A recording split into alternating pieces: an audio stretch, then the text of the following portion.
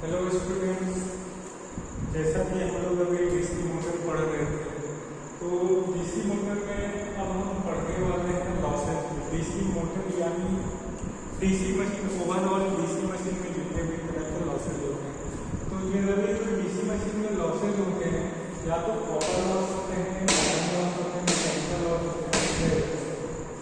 ठीक है, अब लॉसेज कैसे होते हैं, लॉसेज क्यों होते हैं? जैसे कि आप कोई भी चीज़ खाते हो तो पूरा का पूरा आपका यूज तो नहीं हो जाता, कुछ तो वेस्टेज में भी जाता है ना। तो उसी तरह अगर आप डीसी मशीन में, कोई भी डीसी मशीन में अगर इलेक्ट्रिसिटी देते हो या उससे इलेक्ट्रिसिटी लेते हो तो उसमें कुछ ना कुछ लॉसेज रह जाते हैं। इट मीन्स कुछ ना कुछ वेस्टेज हो जाते हैं, उसको चलाने में, ऑपरेट करवाने में खर्च हो जाता है। जैसे कि अगर मैं बात करूं इलेक्ट्रिकल लॉसेज की, इलेक्ट्रिकल लॉसेज यानी कॉपर लॉस, कॉपर लॉस को इलेक्ट्रिकल लॉस भी बोला जाता है। ठीक है, तो ये कहाँ पे एग्जिस्ट करते हैं? तो आप डीसी मोटर पढ़ रहे थे, डीसी जनरेटर पढ़ रहे थे, तो उसमें जहाँ जहाँ पे आपको बाइंडिंग मिलेगा वहाँ पे आपको लॉसेज मिलेगा। तो वही हमने लिखा है कि जो डीसी ये इसको हम इलेक्ट्रिकल लॉस भी बोलते हैं। This losses exist in various binding machine, जितने भी मशीन होते हैं उसमें वेरियस बाइंडिंग, जो भी बाइंडिंग होते हैं उसमें ये एग्जिस्ट करते हैं। तो अब इसमें क्या होता है कि जो भी लॉसेज होते हैं, कॉपर लॉस क्या होता है, उसको हम आई स्क्वायर आर लॉस अगर जनरली बात किया जाए। ठीक है, अगर कोई भी मटेरियल में करंट फ्लो करता है, कोई भी मटेरियल में, तो उसका क्या हो जाता है, proportional square of their current. उसमें लॉसेज जो होते हैं करंट के स्क्वायर के बराबर प्रोपोर्शनल होता है। ठीक है, वही होंगे। तो अब इसे सीयू लॉस भी बोला जाता है। CU stand for copper, copper loss. इसको कहीं कहीं सीयू लॉस भी लिखा जाता है, कहीं कहीं इलेक्ट्रिकल लॉस लिखा जाएगा। तो ये सब नाम ध्यान में रखिएगा। अब कौन कौन से वेरियस टाइप के लॉसेज होते हैं? आर्मेचर में जो बाइंडिंग होता है उसमें जो लॉसेज होते हैं उसे आईए स्क्वायर आर ए हम रिप्रेजेंट करते हैं। शंट फील्ड, अगर फील्ड की बात करें, फील्ड में शंट की बात करें तो I square S H R S H. Series की बात करें, एसी से रिप्रेजेंट करते हैं सीरीज को, series field copper loss I a c square plus r a c. Interpole भी होता है, उसमें भी बाइंडिंग होते हैं, तो उसमें जो लॉसेज होते हैं आई स्क्वायर आर आई होता है। ठीक है, ये कॉपर लॉस होते हैं। उसी तरह से आयरन लॉस जो होते हैं, अब देखो मशीन है, मशीन में दो पार्ट है, एक है बाइंडिंग वाला पार्ट, दूसरा है जो उसका कंस्ट्रक्शन बना हुआ है, कंस्ट्रक्शन वाला पार्ट यानी आयरन वाला पार्ट। तो जो आयरन वाला पार्ट होता है उसमें आयरन लॉसेज होते हैं, जो जिसमें बाइंडिंग होते हैं उसमें कॉपर लॉसेज होते हैं। तो iron losses which occur in the iron part of the DC machine is known as iron loss. इसे कोर लॉस भी बोला जाता है। इसे क्या बोला जाता है? Core loss. अब ये दो तरह के लॉसेज होते हैं। ये कितने तरह के लॉसेज होते हैं? दो तरह के, आइदर हिस्टैरिसीस लॉस और एडी करंट लॉस। अगर आयरन लॉस की बात करें तो ये जो लॉस होता है इसको अगर हम PI से रिप्रेजेंट करते हैं, तो अगर इसका ओवरऑल जो लॉसेज होगा PH, hysteresis loss plus eddy current loss, PE, ये होता है। अब हम एक एक करके बात करेंगे, उसके बाद इस टर्म पे आएगा। ठीक है, हिस्टैरिसीस लॉस क्या होता है? ये क्या होता है? मैग्नेटिक मटेरियल में होता है, जो भी आपका मैग्नेटिक मटेरियल कौन होते हैं डीसी मशीन में। तो डीसी मशीन में जो मैग्नेटिक मटेरियल होता है वो आपका कोर होता है। तो कोर में होता है, क्यों होता है? ड्यू टू रिटेंटिविटी के कारण ये लॉसेज अकर होते हैं। ठीक है, हाँ वही हमने लिखा है। तो इसका जो फॉर्मूला होता है ये मोस्ट इंपॉर्टेंट है, PH बराबर KH BM का पावर 1.6 है। ठीक है, तो तो इसमें pH क्या है, तो हिस्टैरिसीस कांस्टेंट है, इसका जो यूनिट होता है जूल पर मीटर स्क्वायर होता है। अब V क्या है, वॉल्यूम ऑफ मैग्नेटिक मटेरियल है, इसका वॉल्यूम का क्या होता है, मीटर क्यूब होता है। फ्रीक्वेंसी साइकिल पर second, F stand for frequency, DM maximum flux density होता है। अब ये कहाँ पे अकर करते हैं, तो ये जनरली रोटेटिंग पार्ट में एग्जिस्ट करते हैं। कहाँ पे होते हैं, रोटेटिंग पार्ट। तो रोटेटिंग पार्ट कौन होता है, आर्मेचर होता है, तो उसमें ये एग्जिस्ट करते हैं। अब इसको कम करने के लिए, हिस्टैरिसीस लॉस को आप कम करने के लिए क्या करते हो, आप जो उसका कोर है, कोर को आप सिलिकॉन स्टील का बनाते हो, सिलिकॉन स्टील का। ठीक है, अब आगे हम बात करते हैं एडी करंट लॉस की।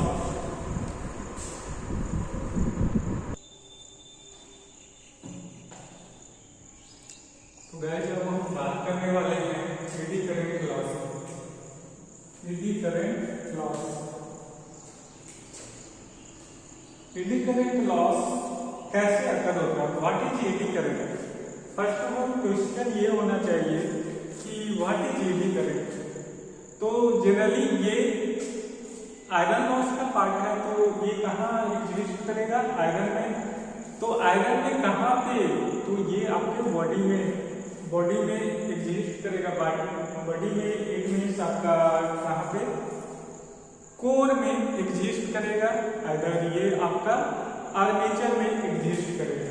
ठीक है, तो क्यों ये एग्जिस्ट होता है, तो फर्स्ट ऑफ ऑल अगर ये कोर आपका किसका बना हुआ है, अगर ये बॉडी है, तो बॉडी ये भी तो एक कंडक्टर है ना, कास्ट आयरन का जो भी बना हुआ है, तो ये एक क्या है, कंडक्टिंग मटेरियल है।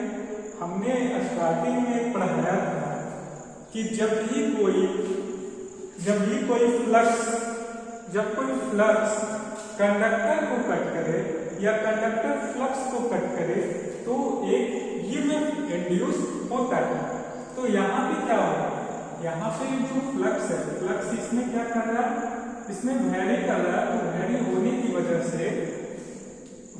वजह से ये क्या होगा, इसमें एक ईएमएफ जनरेट हो रहा है।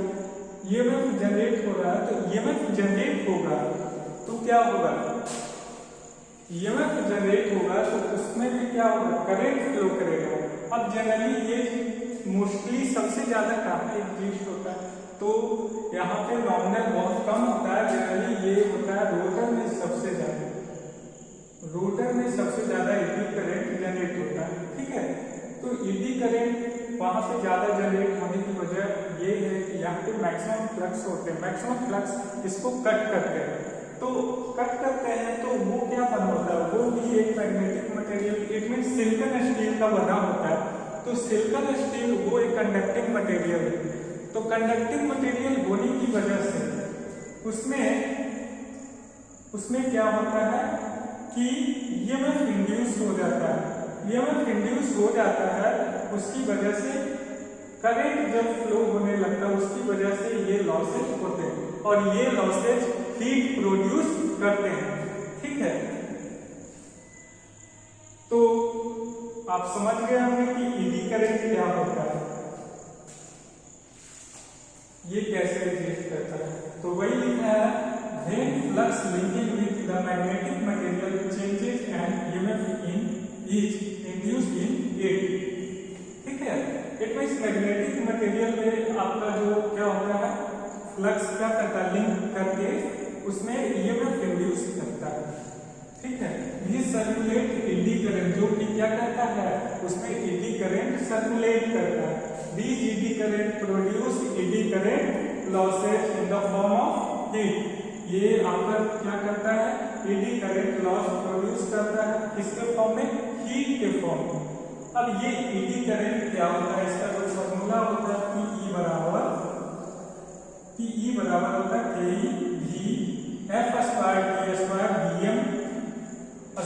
इसके सभी स्क्वायर में होता है। ठीक है, अब यहाँ पे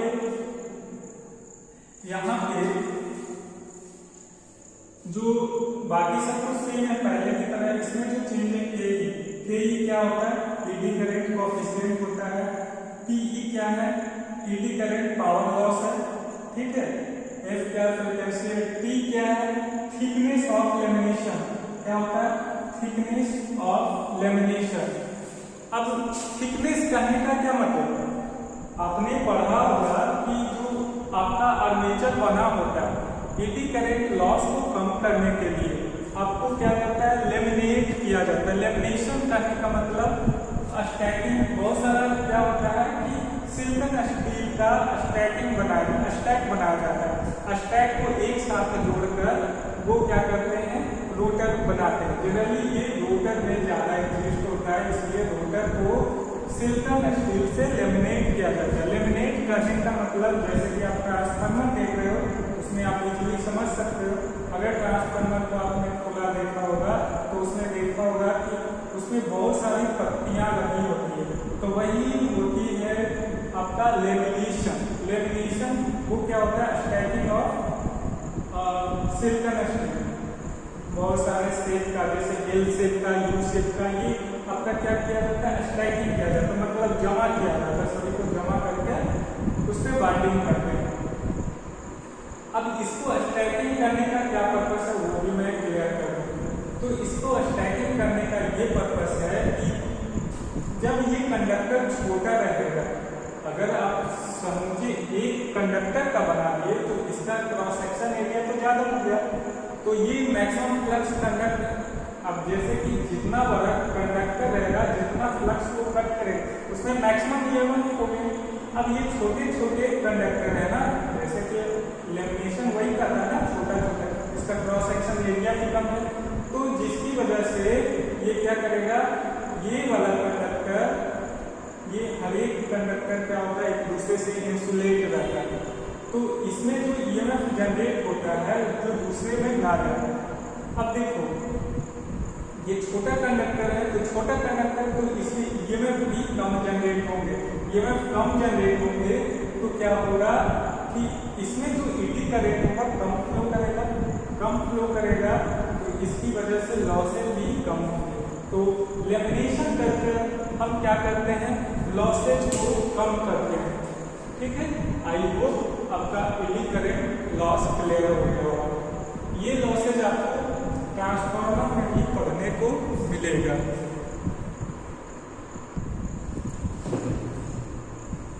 देखिए अगला जो लॉसेज है वो है आपका मैकेनिकल लॉस। मैकेनिकल लॉस क्या होता है, तो जनरली ये मैकेनिकल लॉस जनरली कहाँ पे आकर होंगे, जस्ट इमेजिन कहाँ पे आकर होंगे। तो मैकेनिकल लॉस ये आपका रोटेटिंग मशीन है, तो रोटेटिंग और स्टेशनरी दोनों के बीच में एग्जिस्ट करेंगे। जैसे फर्स्ट आपका बियरिंग में होगा, दूसरा आपका कहाँ पे होगा, कम्यूटेटर और ब्रशेज के बीच में होगा, और एक और होता है एयर फ्रिक्शन भी होता है इसमें, क्योंकि अगर डीसी मशीन के बीच में ज़्यादा हवा बना हुआ है तो वो क्या होगा, चलेगा तो आपका ज़्यादा आवाज़ करेगा, उसे विंटेज लॉस भी बोलते हैं। आवाज़ वो क्या होता है, अगर ज़्यादा गैपिंग है, पोल के बीच में ज़्यादा गैपिंग है तो चलेगा तो काफ़ी ज़्यादा आवाज़ करेगा, तो उसे विंटेज लॉस भी बोलते हो। वो क्या करेगा, जो एयर वहाँ पे मौजूद होगा वो आपके मशीन का जो रोटेशन है उसको क्या करेगा, अपोज करेगा, स्पीड कम करेगा, उसे हम विंटेज लॉस भी बोलते हैं। तो generally as the armature of DC machine is a rotating part, some power is required to overcome। क्या करेगा, कुछ पावर जो है क्या करेगा, इसको क्या करेगा, ओवरकम करेगा। जैसे आपका air friction of rotating machine, air friction होगा, वो हमने बताया कहाँ पे, वो आपका ये जहाँ आपके अंदर मशीन के अंदर अगर हवा है तो उसकी वजह से विंटेज लॉस होता है, उसे एयर फ्रिक्शन लॉस भी बोलते हैं। दूसरा friction at the bearing and friction between brushes and commutator, वो हो गया। These losses are known as mechanical losses. इस लॉसेज को हम क्या कहते हैं, मैकेनिकल लॉस बोलते हैं, ठीक है। अगला जो लॉस, और इसको कम करने के लिए प्रॉपर्ली आपको, जैसे कम्यूटेटर हो गया, बियरिंग में आपको लुब्रिकेंट डालना होता है, जिससे आपका बियरिंग स्मूथ रहे और मैकेनिकल लॉस आपका कम से कम एग्जिस्ट करे मशीन में। ठीक है, अगला जो लॉस है स्ट्रेन लॉस। स्ट्रेन लॉस जो होता है वो आयरन लॉस और मैकेनिकल लॉस को अगर मिला दें, इन दोनों को अगर मिला दें तो ये होता है आपका स्ट्रेन लॉस। ठीक है, तो यही से हम मेंशन कर देते हैं।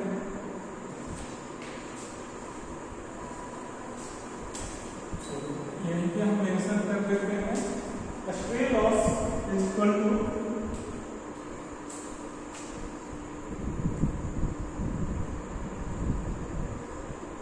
स्ट्रेन लोड लॉस बराबर मैकेनिकल लॉस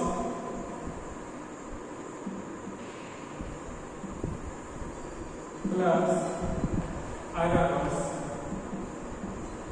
आयरन लॉस, ठीक है, यहां से आपका लॉसेज खत्म होता है। और यहाँ पे कुछ इंपॉर्टेंट टर्म है उसे मैं बता देता हूँ, डिस्कस कर देता हूँ। जैसे कि अभी तक हमने जितने भी लॉसेज पढ़े हैं तो इसमें दो तरह के लॉस है। एक है जो कांस्टेंट आपका जो मशीन है उसमें लॉसेज होंगे ही होंगे, उसे हम बोलते हैं कांस्टेंट लॉस। दूसरा है आपका वेरिएबल लॉस। इट मींस जब मशीन आपका ऑपरेट होगा तो वो क्या करेगा, आइदर आपका लोड की वजह से आपका उस पर इफेक्ट होगा, वोल्टेज की वजह से उसका जो लॉस है कम ज्यादा होगा, तो उसे हम बोलते हैं वेरिएबल लॉस। तो पहला जो लॉस है कांस्टेंट लॉस। कांस्टेंट लॉस,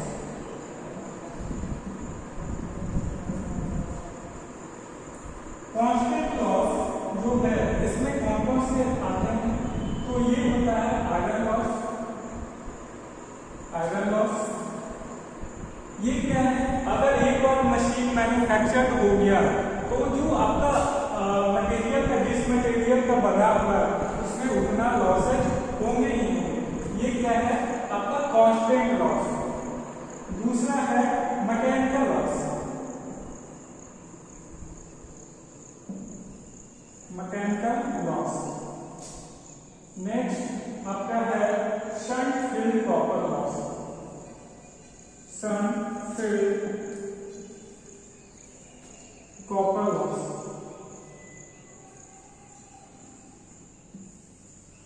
अब यहां पे कहोगे ये शंट फील्ड कॉपर लॉस ये कांस्टेंट लॉस में कैसे आ सकता है, कांस्टेंट लॉस में ये कैसे आ सकता है। तो आपको मैं बता दूं, जब भी आप शंट मोटर पढ़ते हो तो वहां पे आपको हमने बताया है कि ये जो लॉस है ये जो शंट मोटर होता है, शंट आपका कांस्टेंट फ्लक्स प्रोड्यूस करता है, तो उसमें जो करंट होता है हमेशा सेम रहेगा। एक बार जो करंट उसमें फ्लक्स सेटअप हो गया वही फ्लक्स हमेशा रहता है, तो इसे कांस्टेंट फ्लक्स होने की वजह से ये करंट भी ज्यादा कम नहीं लेता।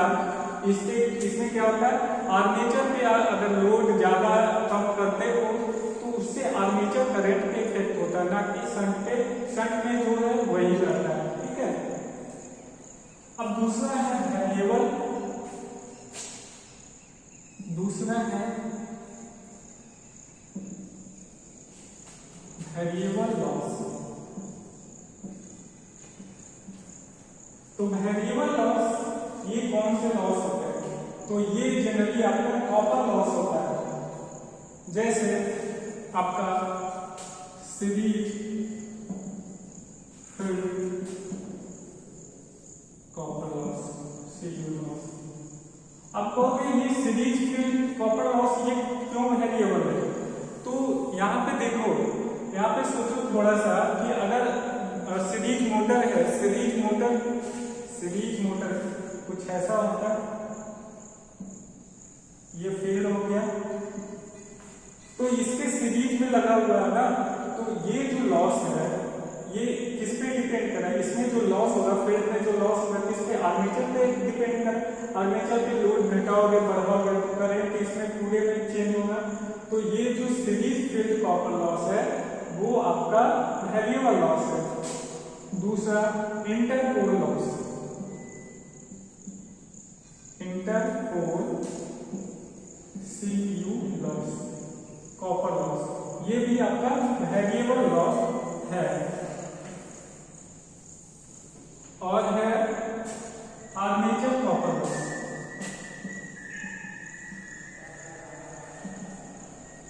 Armature CPU loss. ठीक है, तो ये सब लॉसेज आपका वेरिएबल लॉसेज है। ठीक है, अब इफिशियंसी की बात मैं करूं।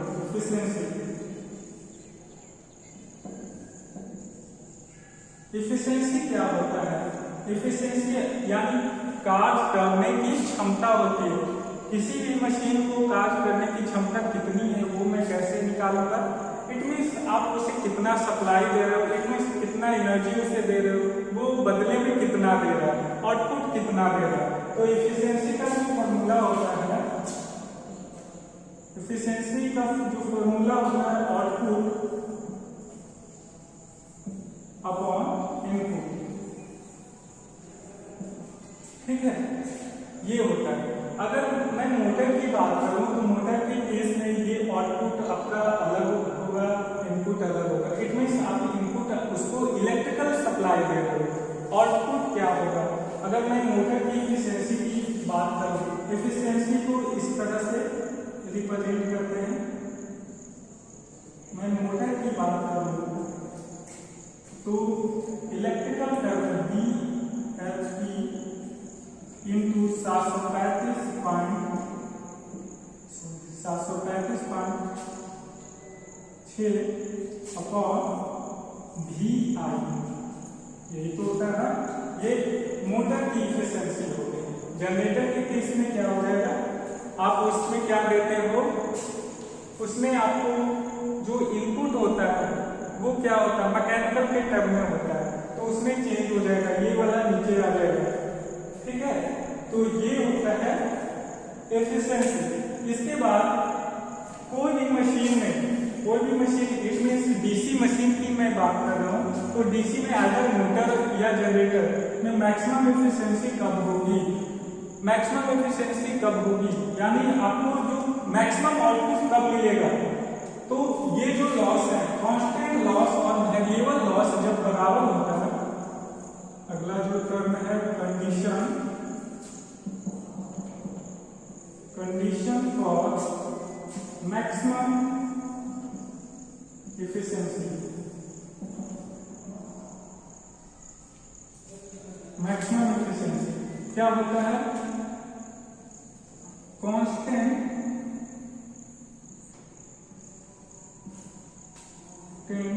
Loss is equal two variable loss. जब होगा तो आपका उस समय मैक्सिमम इफिशिएंसी होगा, उस मशीन का मैक्सिमम इफिशिएंसी होगा। तो यहाँ पे आपका डीसी मशीन खत्म होता है। अगला जो टॉपिक है ट्रांसफार्मर, मैं सिंगल फेज ट्रांसफार्मर शुरू करने जा रहा हूँ, तो यहाँ तक आप कंप्लीट कर लीजिए। Thank you.